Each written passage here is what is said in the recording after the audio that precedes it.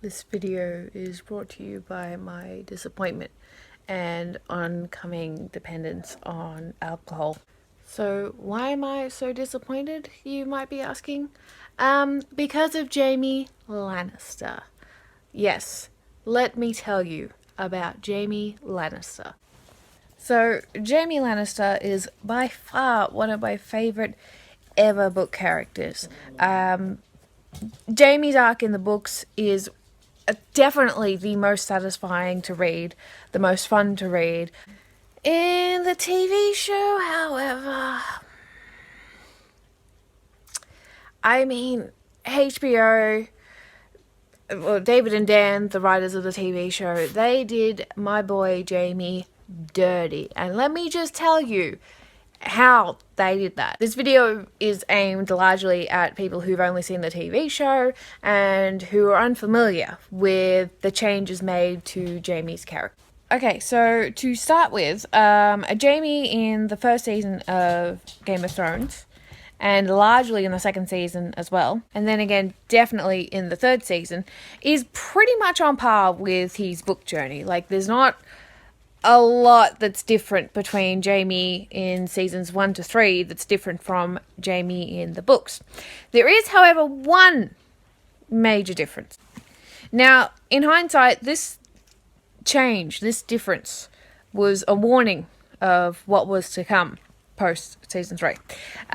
So in season 2 of the TV show, Jaime Lannister kills his cousin.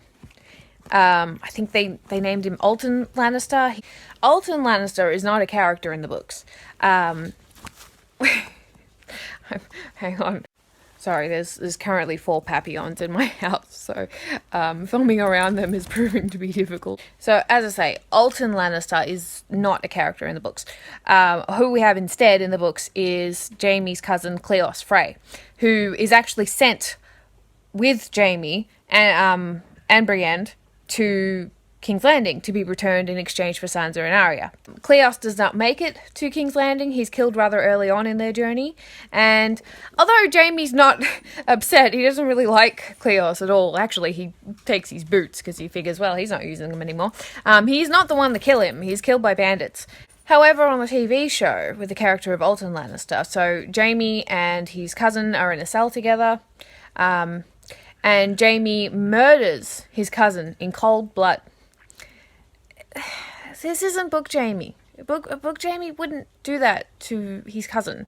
And, this is especially because Alton Lannister in the TV show is a good character. He's clearly a good person. He has a long discussion with Jaime about how much he admires him right before Jaime kills him. Now, Jaime kills him in an attempt to bring the guards to their cells so that he might escape, which does work. But the major issue here is the depiction of Jaime Lannister being capable and willing to sacrifice the life of an innocent man, in this case his cousin, in order to escape from his cell. It's not book Jaime. It's really not. So we move on and he begins his journey with Brienne to King's Landing. And this is all pretty much in character. They didn't change a lot here. One major difference, of course, is that Jaime's Weirwood dream, which is a prophetic dream that he has in the books, which is very important in the books. The dream, the Weirwood dream, does not occur in the TV show, but then that's no surprise. Outside of Bran, I think Sansa's the only character that has a dream sequence in the TV show. So that's obviously a creative change that they made. No big deal, that's fine. We can get by without it. But it's very important in the books.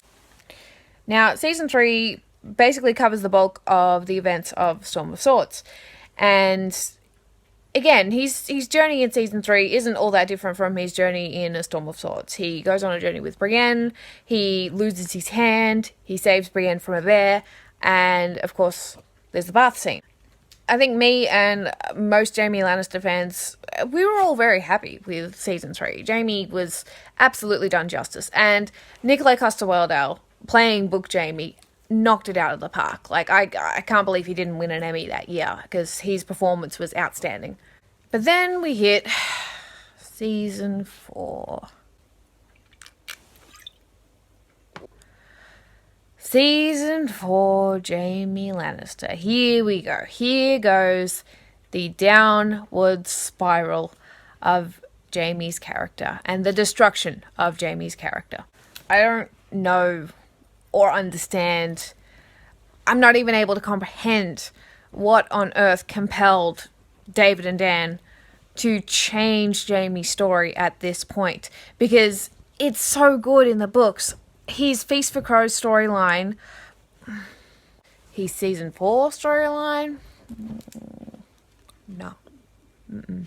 So, changes made. Ignore the dogs. I'm just going to film around them because I can't get rid of them. Now, changes made in season 4. Major change. Jaime is present at Joffrey's wedding. This did not happen in the books. Jaime is still on his way back to King's Landing with Brienne during the events of Joffrey's wedding and subsequently Joffrey's death. He is not there. In the books, he arrives in King's Landing to find Cersei in the Sept alone with Joffrey's body.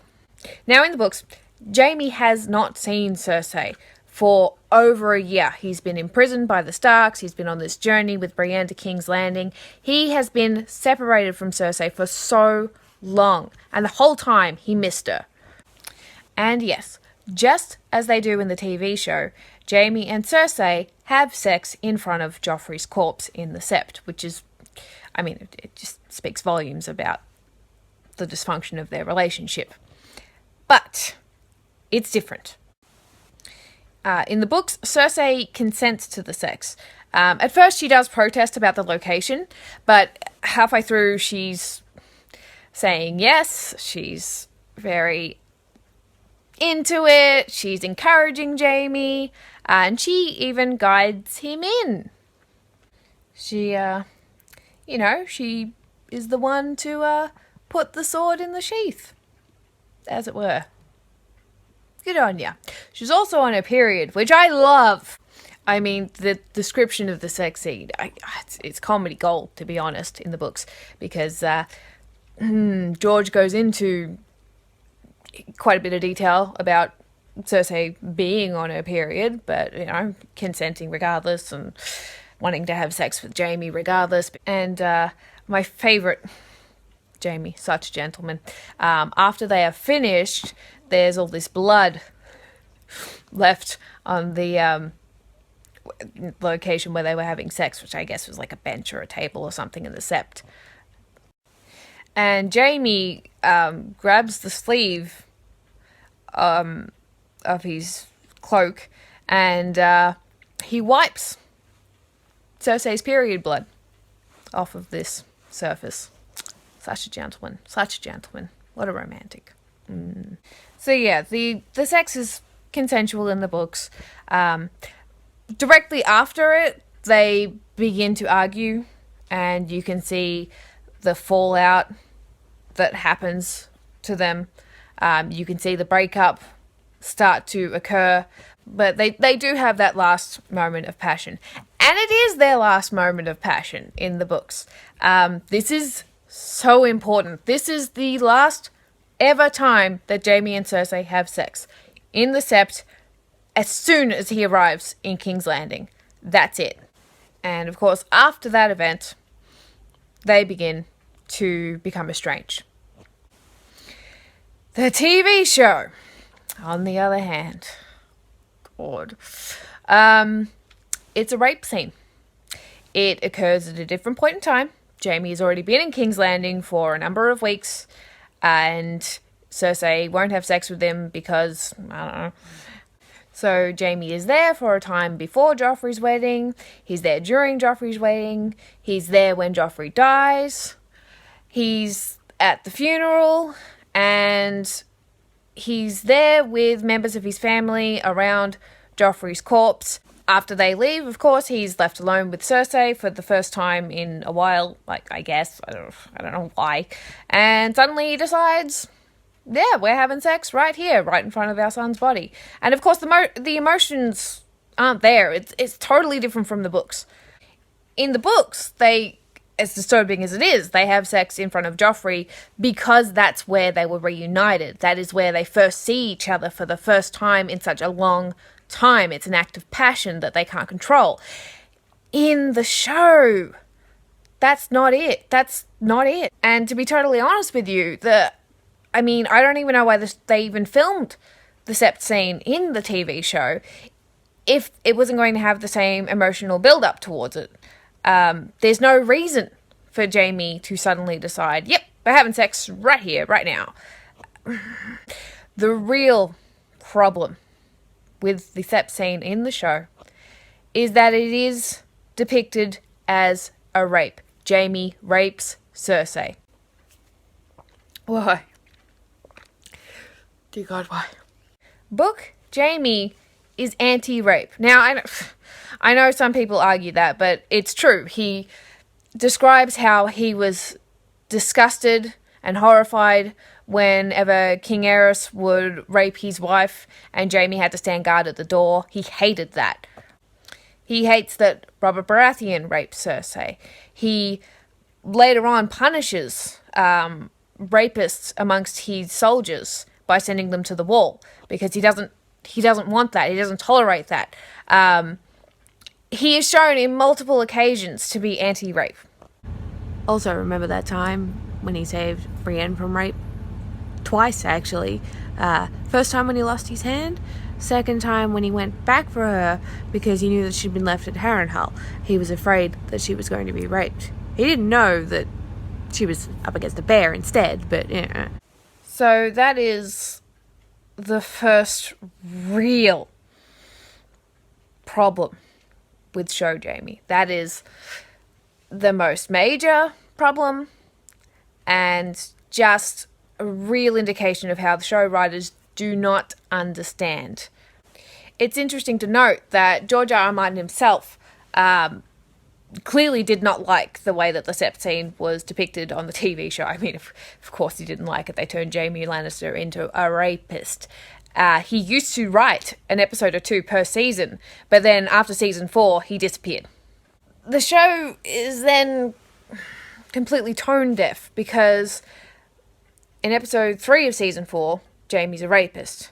In episode 4 of season 4, he gifts Brienne with a new suit of armor, with Oathkeeper.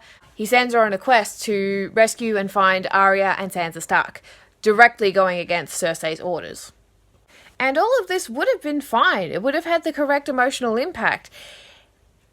We would have been able to see Jaime as a good character in this episode had he not just raped his sister in the previous episode. Like, I don't know what story you're trying to tell, but this is sending mixed messages. I'm gonna find where David and Dan live, and I'm gonna urinate on everything that they love because of what they did to Jaime Lannister. Mark my words. I'm gonna do it, guys. I'm gonna do it. I'm gonna start a crowdfunder for it. A petition, an online petition for me to urinate on everything that David and Dan love. Change.org.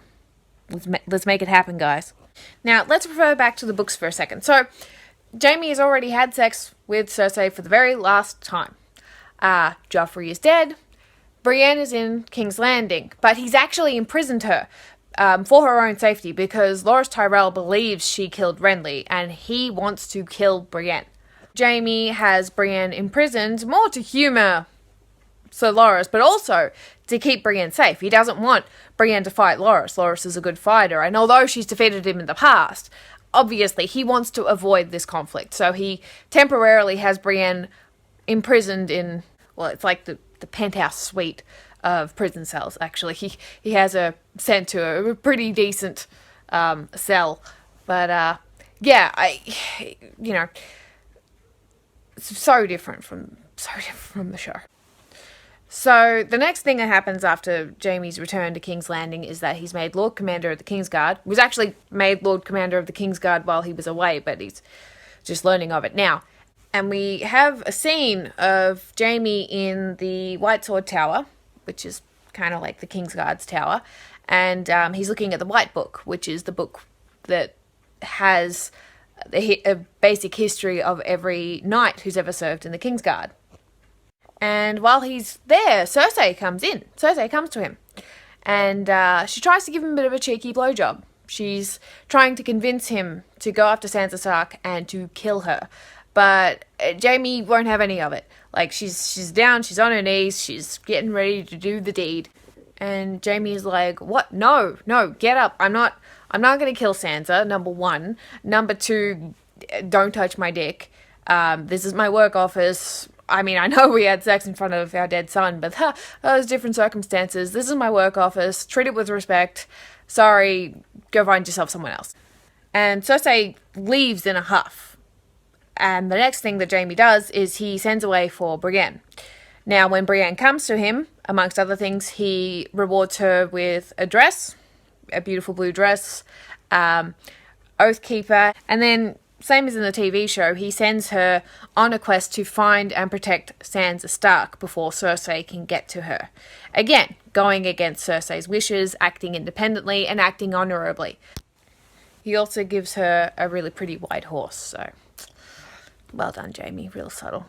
Shortly after this, Tyrion is imprisoned for the murder of Joffrey, and Jaime frees him from prison before he's due to be executed. Now, the night that Jaime frees Tyrion in the books is different. I'm going to film from here now because my arm is getting sore and I really need to buy a proper camera setup. So, Jaime frees Tyrion and they have a talk, but it doesn't really go well.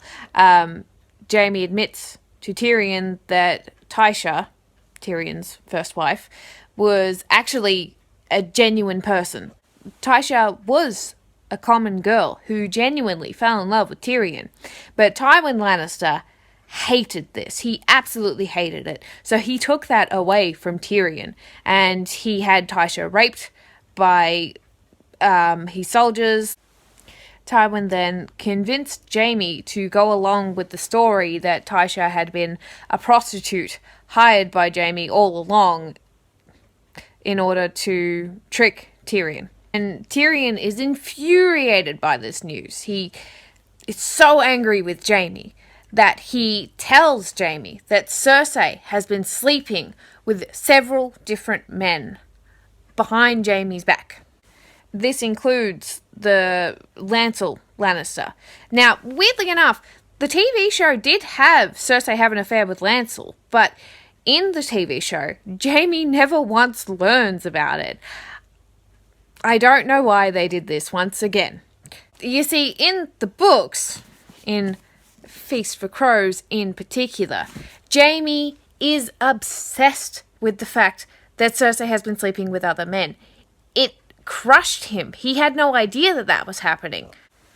And so after learning this, Jaime begins to distance himself more and more and more from Cersei, becoming, as George put it, estranged from her. They have broken up by this point.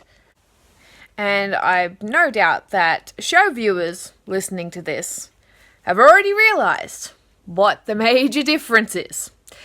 Jaime and Cersei. Jaime and Cersei don't really ever break up in the TV show. I mean, they did once for like 3.5 episodes. Jaime leaves, the last episode of season 7, and he goes back 3.5 episodes later. Why? Who the fuck knows? It makes no sense, even in the show. Now, going back. So, I believe it's season 5 in the TV show. Jaime is sent on a fool's errand to Dorne. Oh, terrible, terrible story writing all the way around there. But basically, he's sent to Dorne to retrieve Myrcella. Myrcella at this point has fallen in love with Tristan Martell. She doesn't really want to go back with Jaime.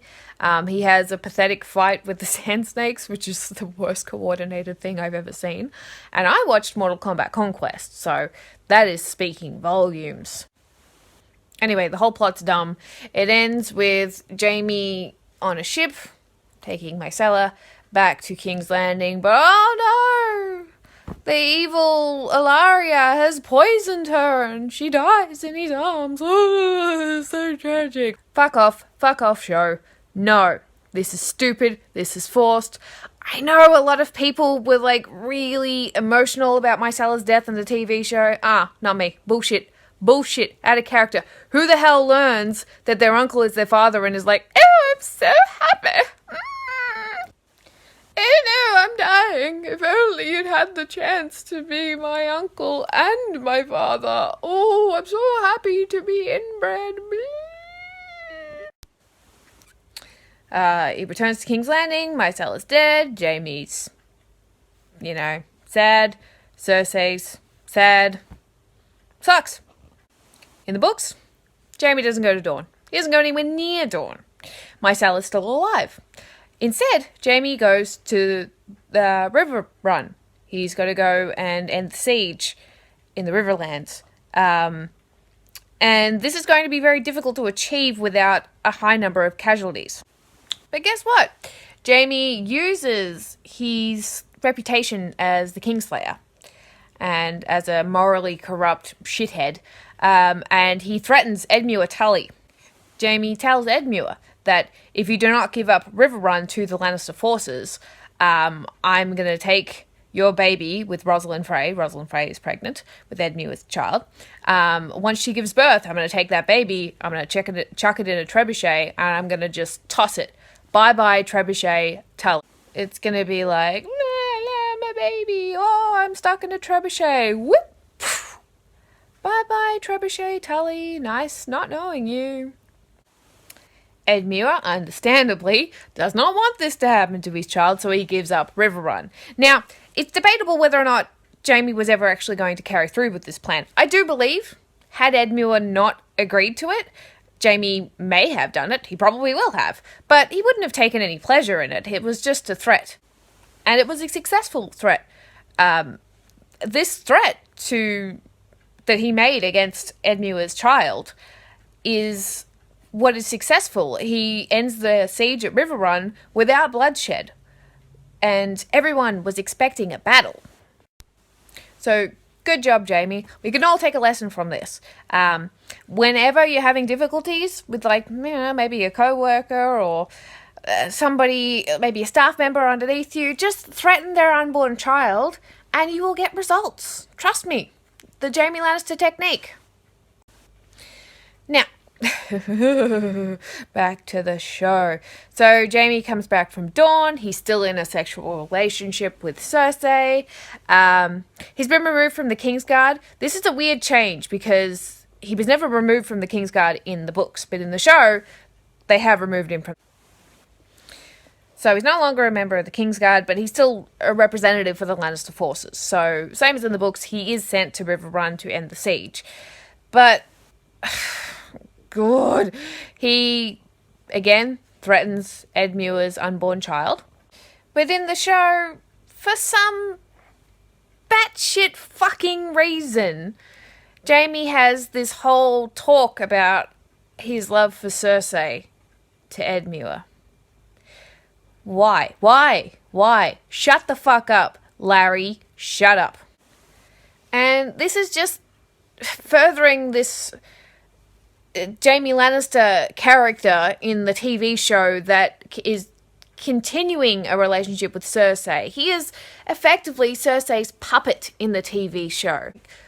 And this is like way beyond when they broke up in the books. Remember, they broke up right after Joffrey's death in the books. But the TV show, nah, it's all fine.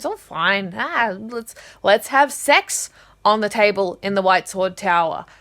Because, this makes me so fucking angry, you guys. You show viewers, you have no idea what you're missing out on. This isn't Jaime Lannister. Nikolai Coster-Waldau. He was robbed. He didn't get to play Jaime Lannister. He had to play fucking Larry.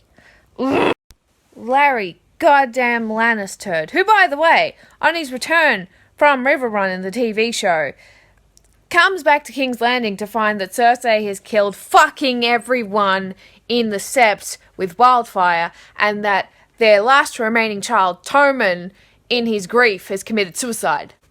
And Nikolai Coster-Waldau had mentioned in interviews at the time that he thought this was going to be the breaking point. He'd been waiting to play the breakup between Cersei and Jaime since season 3. And he thought, right, that's it. Their child is dead. She's killed everyone. She's crowned herself. Surely now is the time that Jaime Lannister in the TV show will wake the fuck up and leave Cersei like he did in the books.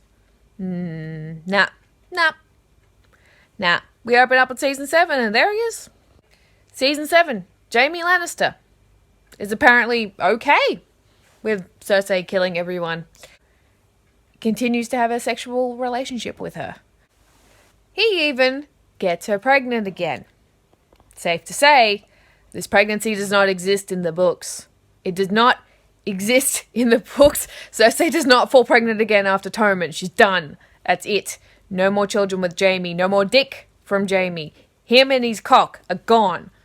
Speaking of Jaime and his cock, actually his cock doesn't really play a part in this, but I forgot to mention this earlier. So while Jaime's in Riverrun, Cersei is on trial by the High Septon back in King's Landing, and she's up shit creek basically. So she writes to Jaime. She's about to have a trial by combat, I think, and she wants Jaime to help her. She wants Jaime to fight for her. So she writes to him while he's in Riverrun, and she's like, help me, save me, I love you, I love you, I love you, come and save me, I'm going to die.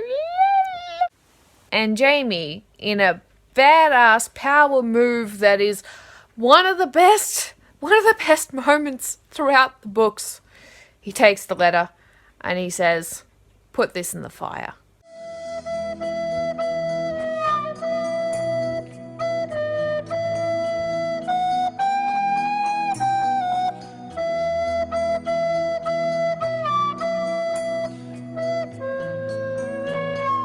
He burns it.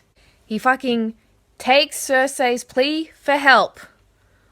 The news that she's on death row, basically, she needs help.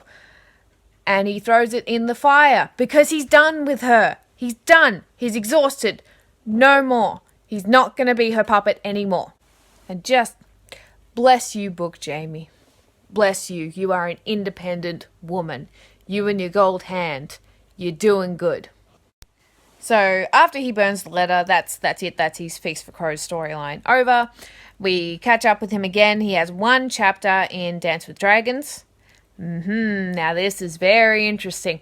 He has one chapter in Dance with Dragons. He's still in the Riverlands.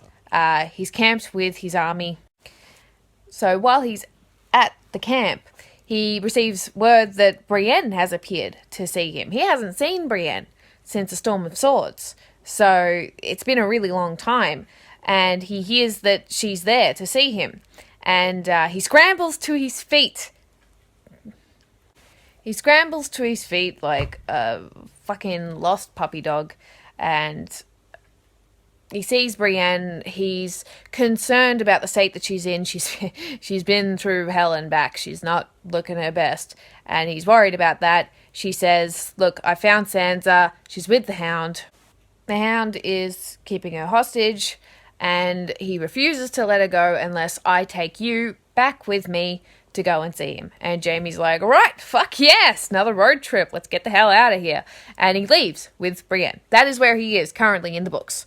Now, the reader knows that Brienne's story is actually a fabrication, as she's been sent to retrieve Jaime by Lady Stoneheart with the purpose of killing him. Of course, she's not going to kill him. She's not able to. It's well established in the books that Brienne is in love with Jaime. However, Lady Stoneheart has Podrick and Hyle Hunt hostage. Hyle Hunt is a book-only character and a turd. Don't like him.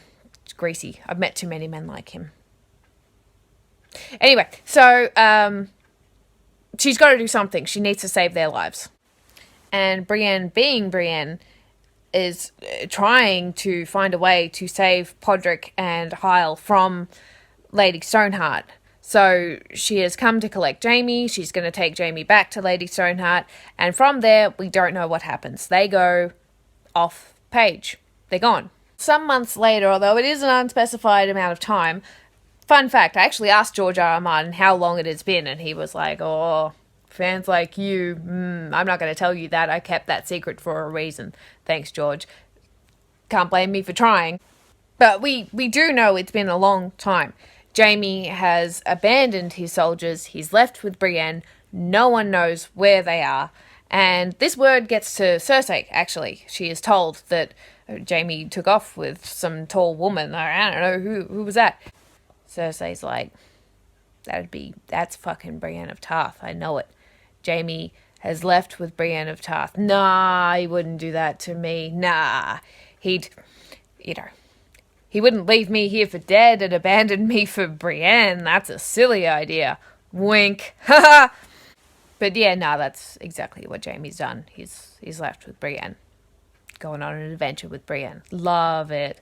Love it. Road trip 2.0. I'm sure it's actually going to be heartbreaking and brutal, but, I have faith. They've got a lot of romantic stuff between them in the books. So that's Jaime's book journey, more or less. I mean, I left out a couple of things. I could have included a lot more things about his love and respect for Brienne in the books. I have receipts. I got the books right here. But basically, very different story, as you can tell. Jaime is a man of the people. Fun fact about Jaime's Dance with Dragons chapter. He only has one chapter in the whole book. And in the original draft, George R. R. Martin didn't mention Cersei once throughout the whole chapter. It was his editor who told him that, well, maybe you should mention her. And he was like, oh, fuck if I have to. So, yeah, all those rebuttals like, oh no, but Jaime still loves Cersei in the books, because when he was asked if he had a wife, he thought to himself, I don't have a wife, I have a sister. Yeah, nah. Look, he thought that, number one, he thought that out of habit. Number two, George was made to add it. Now, back to show Jaime. Fucking show Jaime. Alright. He's gotten Cersei pregnant again. You idiot. Use protection. Use moon tea, Cersei. Like, what are you dickheads doing? Stop it. When Jaime learns that she's pregnant again, and Cersei's like, well, I'm queen now, so we'll just tell the people that you're the dad. Fuck their reaction. He's all like, oh yes, I'm so excited. I can't wait. Yeah, shit's fucked. Anyway, they learn from Jon and Dany and everyone that the army of the dead are real and they're coming to kill everyone. They have the big meeting in the dragon pit where the Hound brings a zombie in a box and everyone's like, ugh. And Cersei's like, nah, yeah, still don't care, not going to help you out. So Brienne takes Jaime aside and she's like, Jaime, Larry, don't know who you are today. Just, look, mate, I know you got good in you. Can you just try to talk her into maybe considering helping us? Because we need it. There's zombies coming for us. And Jaime does. He does try to talk to Cersei. And Cersei's like, yeah, cool, I'll play along. And she comes back out and she's like, good news, everyone. I'm going to help you out. We're sending our soldiers north. We're gonna help. Team effort, let's go. Us versus the zombies. I'm Cersei. I'm a good guy now. Woohoo. And Jaime's like, yeah, we're going to go fight zombies. I totally believe her. But then, of course, Cersei admits to him later, like, hey, fuck, I was lying. I was making that shit up. I ain't helping no one. I only care about me, bitch. And Jaime's like, all right, that's it. Last straw. Don't know why that's the last straw. Dickhead. And yeah, finally, Jaime leaves Cersei. Now, there was a scene that was shot of Cersei then miscarrying the child. We know for a fact that this scene was shot. And I'm sure that Lena Headey did an amazing job of it. And it's a shame that we didn't see it. Not that anybody wants to see a woman miscarrying, but, it would have been a good character moment. And it was going to be the catalyst for Cersei becoming the Mad Queen. And when Jaime leaves in Season 7, it's actually stated in the script that he leaves and he does not look back. The implication being that he is leaving for good. Yes, finally, book Jaime, there you are. You're back, Book Jaime. We missed you. We all missed you. Oh, Nikolai, congratulations. You finally get to play the role that you actually signed up for again. This is lovely. You're leaving Cersei. I mean, it's only, 4 seasons late, but alright, let's go. Woohoo! Season 8. Yeah. And then Season 8 happened. Season 8 happened. I don't know how much cocaine David and Dan was snorting when they were writing at least the second half of Season 8, but I think it was a substantial amount. And I say this because we start off Season 8, the first 3 episodes, with Jaime Lannister being a good guy. He's arrived in Winterfell. He's there to fight the army of the dead for the innocent people. He actually refers to Cersei as being in opposition to them, because he refers to him and the other people in the north as we, so he's inclusive. And yeah, he's there, he's following Brienne around like a puppy dog, which is adorable and such a highlight for me. I love episode 2 of Season 8. He even knights Brienne. I mean, it's all good, and it's all Book Jaime. Yes, good, you are in character. And Jaime Lannister remains in character as the Jaime Lannister that we know from the books. In Season 8, episodes 1, 2, 3, and then about half of episode 4. And then we hit shit. So as I mentioned, the romance between Jaime and Brienne, there's a lot of romantic content regarding the two of them in the books. Seems pretty clear to me that something is going to happen there. In the show as well, there was a lot of development for a romance between the two of them. And sure enough, we get in the first half of episode 4, Season 8, Jaime and Brienne finally consummate their relationship. Yes, good, great. Everyone loves it. Look at reviews, everyone's like, yes, cool, great. This is the Jaime that we fell in love with in Season 3. He's back. This is so good. This is promising. Oh, what's this now? Hang on. He hears that Cersei's in danger, and he decides to go back. This is the same episode, mind you, that he also has a conversation with Bronn and learns that Cersei has sent Bronn to Winterfell to kill Jaime and Tyrion. Jaime knows that. This is the same fucking episode. So he spends like a month living with Brienne. He's been living with Brienne happily, as we established with the conversation with Tyrion. He's happy with Brienne. He's been living with her and sleeping with her for a month, and it all happened off screen. D&D, you fuckers, I am coming for you, you shitheads. And then he decides that, nah, I'll go back. And Brienne's like, why? Why are you going back? You already knew Cersei was in danger. Why are you suddenly going back? Actually, she doesn't say that, but you know she's thinking it. No, instead she's pleading with him because she loves him. She knows he loves her, and she's pleading with him, don't leave me, stay here. If you go to King's Landing, if you do this, you will die. You're not going to survive this. Stay here. Don't be a dickhead. Fight Larry. Fight the Larry Lannister within you and continue to be Jaime Lannister, please. And then Jaime... he leaves. He leaves. It's okay, Brienne.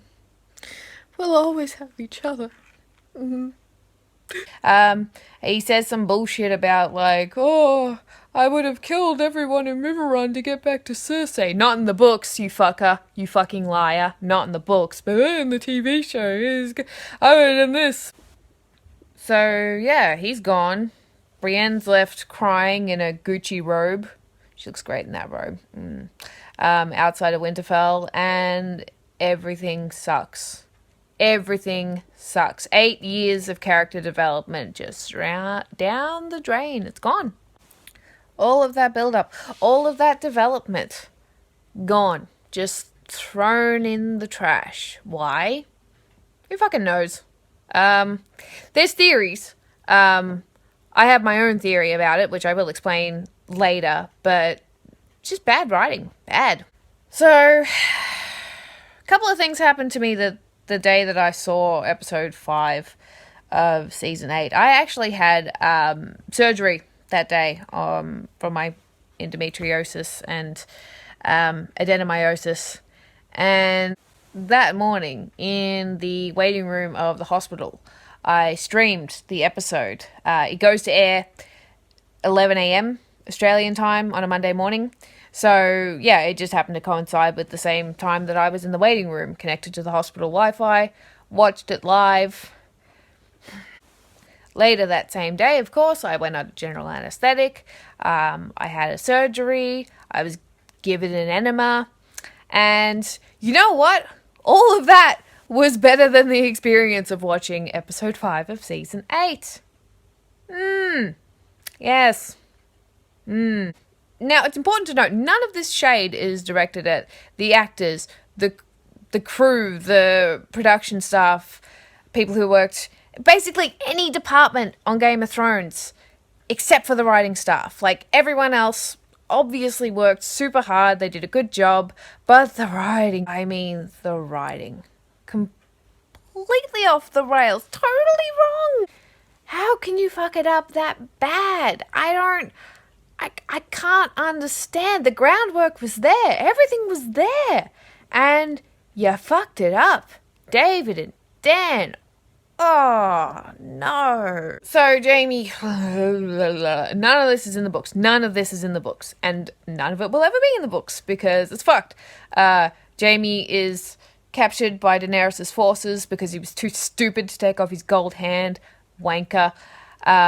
Tyrion frees him because it makes no sense for Tyrion to free Jaime. He frees him so that he can have the opportunity to save Cersei, who Tyrion was joking about in the second episode that he would like to go down to King's Landing and kill. He's now saving her? Make it make sense. Make it make sense. You can't. It's nonsensical.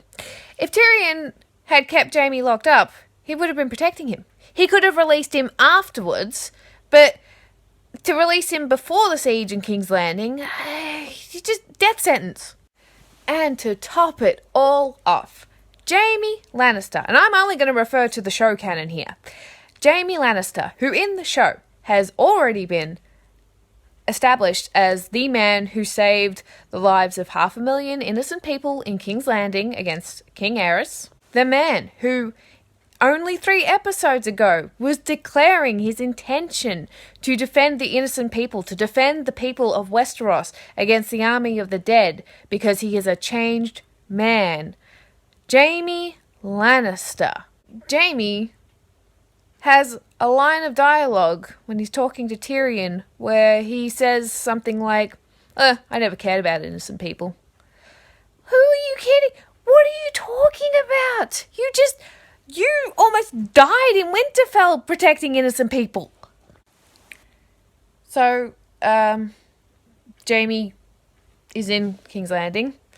He doesn't get in through the gates, so he goes around the back to the caves where he magically comes across Euron, who should be dead from his boat getting obliterated by dragonfire. But oh no, he's alive. They have a fight. Because I think the reasoning for this actually was that the writers, because both of the actors are Danish and had known each other for years before Game of Thrones, the writers were like, hey, you know what'd be funny? let's have them fight each other. Yeah, Dane Ball, we'll call it. Like, great, I'm sure it was hilarious for everyone on set, but the audience got nothing from it. Nothing. It was the dumbest scene.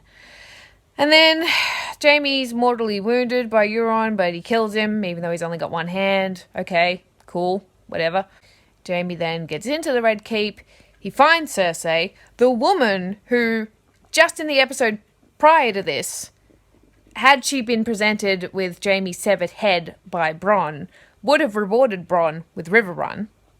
Cersei finds Jaime, and she's all like, oh, Jaime, I love you. Oh no, you're hurt. Oh, my poor Jaime. Oh, what about my baby?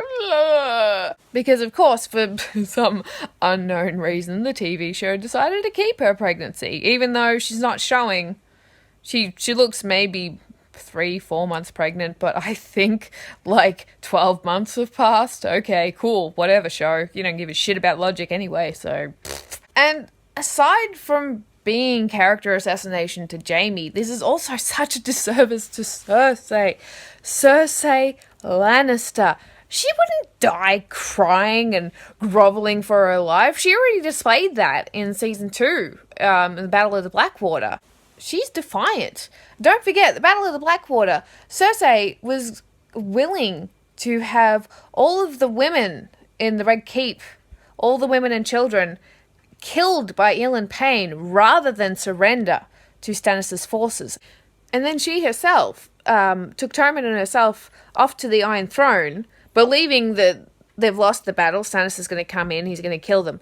So Cersei, who is notably not crying, she's defiant, is about to poison herself and Tommen on the throne. She would rather suicide than be defeated by her enemy. This is Cersei Lannister. Season 2, that was Cersei Lannister. Season 8? No. Nah. This is bullshit. So, Cersei and Jaime are crying. Oh, Jaime's not crying. Cersei's crying, and they wander down to the basement of the Red Keep to try and find a way out. But, oh no, the ceiling collapses in on them, and they're dead. They're dead by bricks. And the funny thing is that the Red Keep is actually not destroyed by Daenerys. We see in the next episode that a lot of it is still standing. And had Jaime and Cersei been standing just like 5 meters away, they'd be alive. So yeah, in the TV show, these two powerful characters are killed by bricks. Killed by bricks. Hey, I'm Dan Weiss or David Benioff. Doesn't matter which one, we're basically interchangeable. And I'm writing Game of Thrones Season 8, and although it would make sense for Jaime to kill Cersei, what if, get this, what if bricks? I mean, bricks! The Valenco was bricks all along. No one would ever see it coming. Oh, and fuck! Hey, you know what else no one ever saw coming? Bran as king. I'm gonna snort this cocaine that is clearly an illicit drug and not just flour from my pantry. See. Now, I'm going to go on to some speculation here about the future of book Jaime, because it is very much prophesized in the books that Jaime will be the one to kill Cersei. The prophecy that Jaime will be the one to kill Cersei is, of course, told to Cersei by Maggie the Frog when she is a child. She is told that a younger sibling will kill her. She believes it to be Tyrion, but it's pretty obvious it's going to be Jaime. And as for Jaime outliving Cersei, that is prophesized in Jaime's Weirwood dream, where he sees Cersei joining the other dead or soon to be dead Lannisters in the crypts of Castle Rock, and he continues on beside Brienne, who is naked, by the way, in his dream. That's not really important. Or maybe it is. No, I'm actually going to argue that it is important, because there's also quite a bit about Brienne in Jaime's Weirwood dream, which is, foreshadowing a future relationship with the two of them. Which, of course, happened in the show. Yeah, congratulations, Brienne. You're going to get that D in the books. As for the show, oh my god, she deserved so much better. She deserved so much better. And that is the bulk of the differences between Jaime Lannister in the TV show versus Jaime Lannister in the books. I highly recommend reading the books if you have not yet done that. I find that the audiobooks also help a lot with that, the Roy Dotrice ones. There you have it, guys. I hope you enjoyed this video. Congratulations if you made it this far. I know I waffle on a lot and I swear a lot and I have an accent. Thank you for watching. Maybe I'll see you again soon. I don't know. I don't know if I'll make another video like this. I just felt very passionate about Jaime Lannister, so I wanted to make this video. Thanks, guys. Love you all.